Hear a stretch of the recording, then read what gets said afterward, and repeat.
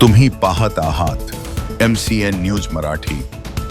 बुलढाणा जिल्ह्याच्या नांदुरा शहरातील Limca book रेकॉर्डमध्ये नोंद असलेल्या 105 फूट महाराष्ट्रातील सगळ्यात उंच हनुमान मूर्तीचे हनुमान जयंती निमित्ताने 2 एप्रिल रोजी विधिवत पूजन करण्यात आले।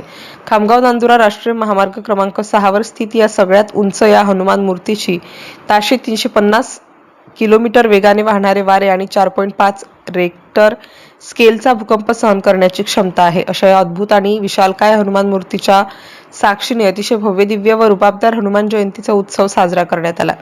या मूर्तीच्या दर्शनासाठी राज्यातून भाविक भक्त इथे येतात।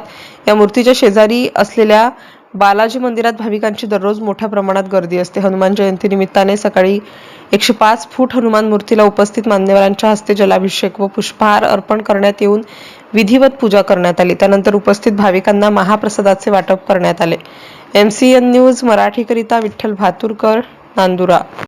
आज हनुमानजीचा जन्मोत्सव आहे आणि लिम्का बुक मध्ये 2003 मध्ये याची नोंद झालेली आहे आणि इथं आता असंख्य भक्त दररोजचे दर्शनाचा लाभ घेतात आणि आता आज 12च्या नंतर महाप्रसाद आहे।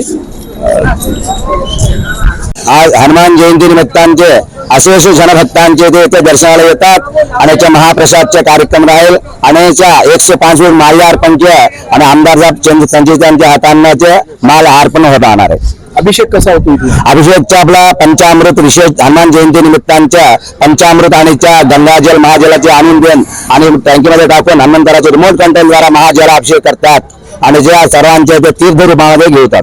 एक मुख्य म्हणजे इथलं जे माल्यार्पणचं एक आकर्षण आहे ते कसं असतं? आता असं माल्यार्पणचे रिमोट द्वारा आणि जे हनुमंतराच्या कंड्यापासून पायाजवळ याच्या तार बांधलेला आहे याच्या ते बांधून रिमोट द्वाराचे आमचे हात दबून याचे यजमानच्या दबूनच्या जय श्रीराम जय हनुमान म्हणूनच्या आणि खालीपासून वरच्या हनुमंताच्या हात चढतात।